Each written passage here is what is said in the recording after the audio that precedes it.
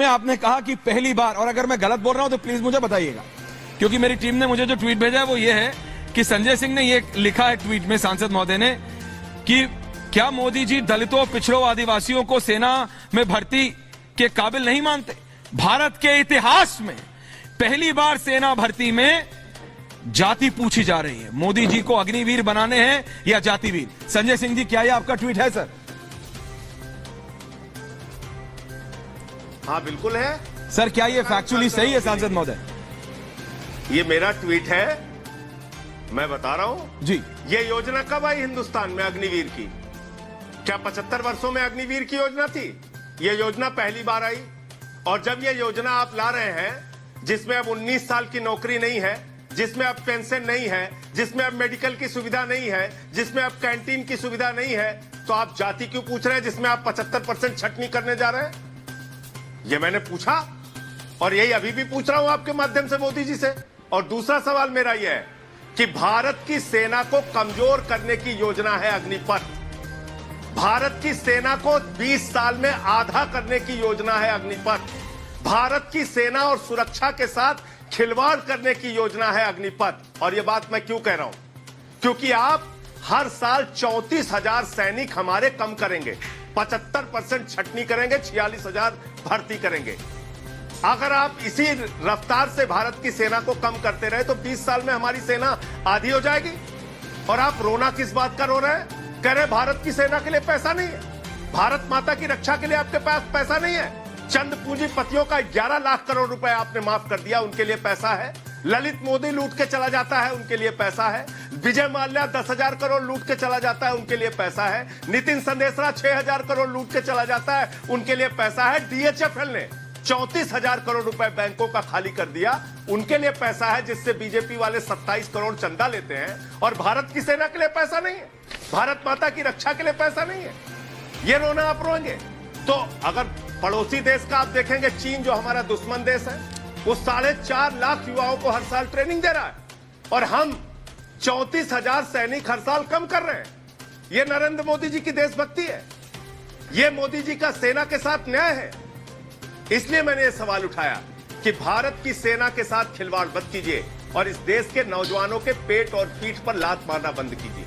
सुधांशु त्रिवेदी जी, सेना के साथ, भारत की सुरक्षा के साथ एक खिलवाड़ किया है नरेंद्र मोदी जी की सरकार ने। देखिए, संजय जी ने जो कुछ भी बोला जी, जो कुछ भी बोला, और एक बात और कर दो, अगर बोल लीजिए तय नहीं कर, बोल लीजिए, पूरी कर लीजिए और फिर जवाब आ जाएगा। बोल लीजिए। हाँ बोलिए। एक ये सुप्रीम कोर्ट का ऑर्डर भी है, एक सुप्रीम कोर्ट का ऑर्डर भी है जो आपके दर्शकों को मैं दिखाना चाहता हूं, जिसमें साफ तौर पे कहा गया है कि भारतीय सेना में कोई आरक्षण नहीं है। तो जब भारतीय सेना में कोई आरक्षण नहीं है तो आप कास्ट सर्टिफिकेट क्यों मांगते हैं भाई? क्यों मांगते हैं आप कास्ट सर्टिफिकेट? जवाब ले। सेना को लेके, फौजियों को लेके आप दोनों को एक साथ होना चाहिए। एक कोई ऐसा इशू होना चाहिए, इस पे जो भी बात है वो डिस्कशन से हो जाए। वो कह रहे हैं अभी नहीं, ये 75 साल कह रहा हूं जी कि ये भारत माता की, मैं बिल्कुल यही बात कह रहा हूं कि भारत माता की सेना और सुरक्षा, भारत माता की रक्षा का मामला है ये। इसमें आप पैसे की कमी का रोना बंद कीजिए। आप भारत की सेना में जो जवान भर्ती कर रहे हैं वो 4 साल के लिए क्यों कर रहे हैं, इसका जवाब आपके पास नहीं। उनकी पेंशन क्यों आपने खत्म कर दी, इसका जवाब आपके पास नहीं। आप ये बताने के लिए तैयार नहीं हैं कि एक सैनिक अगर भर्ती हो रहा है 17 साल की उम्र में, 21 साल की उम्र में, आपने उसको पूर्व सैनिक बना दिया, उसका भविष्य कहां जाएगा ये बताने के लिए आप तैयार नहीं। 34,000 सैनिकों को अगर आप हर साल कम करते जाएंगे तो 20 साल में भारत की सेना आधी हो जाएगी। इसका एक जवाब अभी तक आपने सुधांशु जी के मुंह से नहीं सुना। मुझे इसका जवाब चाहिए। आप भारत माता की रक्षा के साथ खिलवाड़ क्यों कर रहे हैं? आज की तारीख में जो सोल्जर सेना में जाता है उसको 1 साल की ट्रेनिंग दी जाती है। आपने अग्निवीर में 6 महीने की ट्रेनिंग कर दी। क्यों कर दी आपने?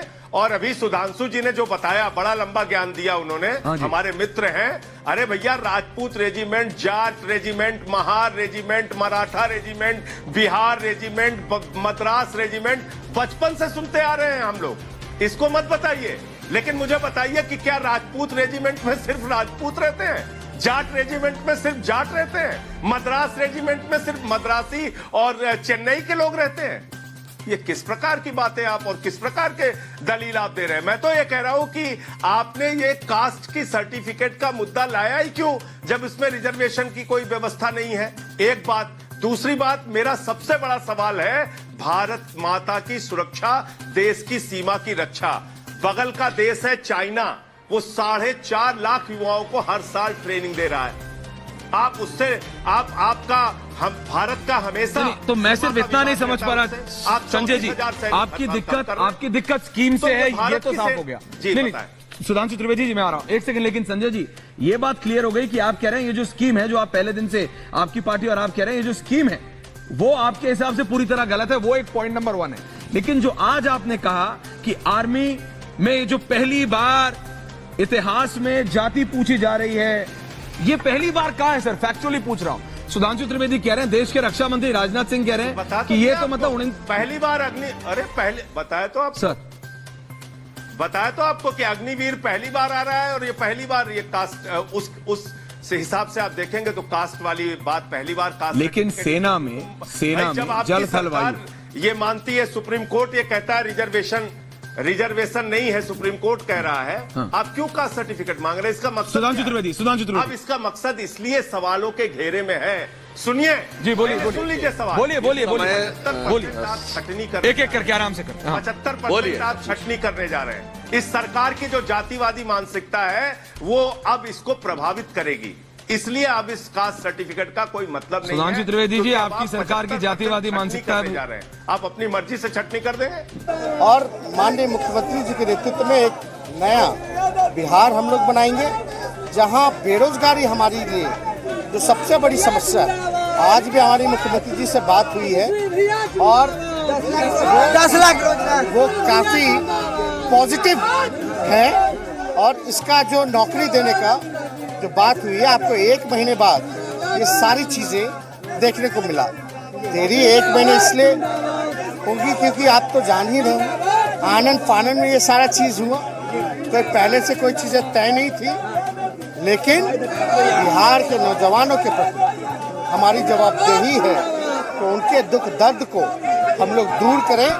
और बेरोजगारी हटाने की तो हमारी लड़ाई रही, सदन से सड़क तक हम लोग लड़े और इसमें माननीय मुख्यमंत्री जी पूरी तरीके से बिहार में ऐसा कर दिखाएंगे हम लोग मिलकर के कि शायद ही किसी राज्य सरकार ने इतनी बड़ी संख्या में नौकरियां लोगों को देने का। आखिरी सवाल, बीजेपी कह रही है कि भ्रष्टाचारियों के साथ नीतीश कुमार चले गए हैं।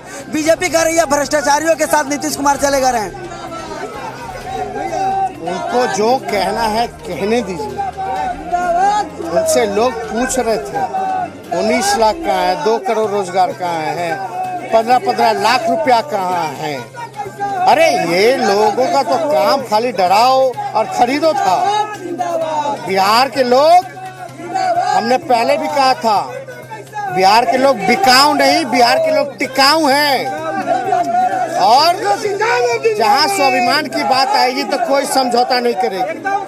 इसलिए आदरणीय नीतीश कुमार जी को हम बधाई देते हैं, धन्यवाद देते हैं बिहार की जनता के प्रति, और खास तौर पे महागठबंधन के सभी कार्यकर्ता और राष्ट्रीय जनता दल के कार्यकर्ता, सिपाही हमारे और नौजवान बुजुर्ग, हम लोग सबको साथ लेके चलेंगे। A to Z की बात करेंगे, सभी लोगों को न्याय मिलेगा।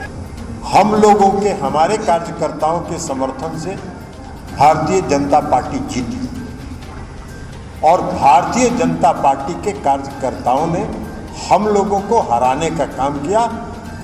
सौभाग्यवश हम लोग जो यहाँ जीत के बैठे हैं, हम लोग जीत के आ गए उनके पूरी साजिश के खिलाफ थे। इसलिए ऐसी परिस्थिति में आप निर्णय लीजिए, हम लोग के साथ, उन लोगों के साथ रहना है कि नहीं रहना। और तब मुख्यमंत्री जी ने कहा कि हम अपनी पार्टी के साथियों की राय से सहमत हैं और हम आज के बाद राष्ट्रीय जनतांत्रिक गठबंधन में नहीं रहेंगे। उसके बाद निर्णय हुआ, आप सब लोगों ने देखा, उसको बताने की जरूरत नहीं है। मुख्यमंत्री जी ने त्यागपत्र दिया, फिर सभी लोगों ने समर्थन किया, एक पार्टी भारतीय जनता पार्टी को छोड़कर, और जो उनकी ओवैसी साहब की पार्टी के एक सदस्य हैं उनको छोड़कर बाकी सबों ने मुख्यमंत्री जी को समर्थन दिया और फिर से क्लेम हुआ और आज मुख्यमंत्री जी का शपथ बना। उसके बाद हमने देखा है कि भारतीय जनता पार्टी के कई नेताओं ने अलग अलग प्रेस कॉन्फ्रेंस किया और प्रेस कॉन्फ्रेंस करके कहा कि विश्वासघात हुआ है, भाजपा गठबंधन धर्म का पालन करती है, हम लोगों ने के जनमत के साथ खिलवाड़ हुआ। उन लोगों को ये बोलने के पहले अपने गिरेबान में झांकना चाहिए। बिहार के मुख्यमंत्री नीतीश कुमार जी विश्वासघाती नहीं है, वो विश्वासघाती है और भारतीय जनता पार्टी विश्वासघाती। राष्ट्रीय जनतांत्रिक गठबंधन का निर्माण कब हुआ? राष्ट्रीय जनतांत्रिक गठबंधन का निर्माण हुआ था 1996 में, जब श्रद्धेय अटल बिहारी वाजपेयी जी, श्रद्धेय लाल कृष्ण आडवाणी जी, श्रद्धेय मुरली मनोहर जोशी जी और हम लोगों के नेता श्रद्धेय जॉर्ज फर्नांडिस साहब, इन लोगों ने मिलकर राष्ट्रीय जनतांत्रिक गठबंधन का निर्माण किया था 1996 में। और 1996 से 17 वर्षों तक हम लोग राष्ट्रीय जनतांत्रिक गठबंधन में एनडीए में रहे। 17 सेकंड के लिए भी कोई समस्या किसी के साथ पैदा नहीं। इसलिए उस समय के जो नेता थे आदरणीय श्रद्धेय अटल जी, आडवाणी जी, मुरली मनोहर जोशी जी, वो गठबंधन धर्म का पालन करते थे, अपने सहयोगी दलों का सम्मान करते थे, अपने सहयोगी दलों की बात सुनते थे। आज क्या हो रहा है? आज क्या हो रहा है राष्ट्रीय जनतांत्रिक गठबंधन के नाम पर? भाई, राष्ट्रीय जनतांत्रिक गठबंधन में रहते हुए जनता दल यूनाइटेड अरुणाचल में 7 विधानसभा की सीट जीती, भारतीय जनता पार्टी के खिलाफ लड़ी। आप सत्ता में बन गए, वहां सरकार बना ली, आपको कोई दिक्कत नहीं। हमारे विधायकों ने भी लिखित समर्थन दे दिया कि हम राष्ट्रीय जनतांत्रिक गठबंधन में है, जो यहाँ सरकार बनी है उसका हम समर्थन करते हैं। उसके बाद 6 विधायक गठबंधन धर्म का पालन करते थे। यही गठबंधन धर्म अटल जी ने जो निर्माण किया था एनडीए का, यही गठबंधन धर्म था, ये गठबंधन धर्म नहीं था। अटल जी, आडवाणी जी, जो जोशी जी के जमाने में राष्ट्रीय जनतांत्रिक गठबंधन के एक पार्टी से दूसरे पार्टी में कोई कहीं से ज्वाइनिंग नहीं कराता था, कोई दल बदल नहीं हुआ। आपके 7 में से 6 विधायकों को तोड़, उसके बाद भी हम मजबूत हैं। वहां हम लोकल बॉडी का चुनाव लड़े ईटानगर में, 10 आप जीते, 9 हम जीते और एक जो वहां की क्षेत्रीय पार्टी है उसका जीता, उसने आपको समर्थन नहीं किया। 5 महीने तक वहां मेयर का चुनाव नहीं हुआ।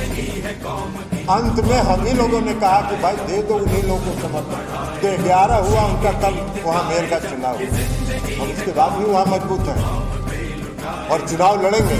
खैर उस बात को छोड़िए, लेकिन हमने कहा कि अरुणाचल में क्यों आपने दल बदल कराया? राष्ट्रीय जनतांत्रिक गठबंधन के अंदर जनता दल यूनाइटेड के 6 विधायकों को क्यों आपने तोड़ा?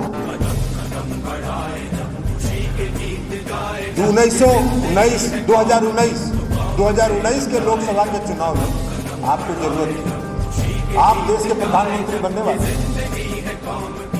तो इसलिए कोई गड़बड़ नहीं, इसलिए कि आपको वोट चाहिए था। और जैसे ही 2020 का विधानसभा का चुनाव आया,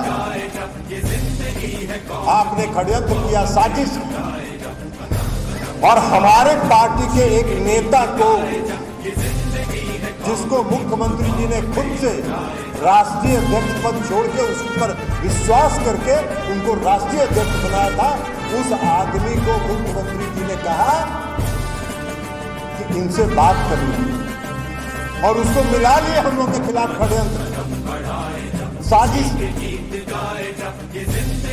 और साजिश करके कितने कैंडिडेट थे लोजपा के, उसमें जो भारतीय जनता पार्टी के नेता थे, सारे भारतीय जनता पार्टी के नेताओं को उन लोगों ने लोजपा में भेज के टिकट दिलवा के और अपने सभी कार्यकर्ताओं को यह निर्देश देके कि लोजपा के साथ लगे रहो।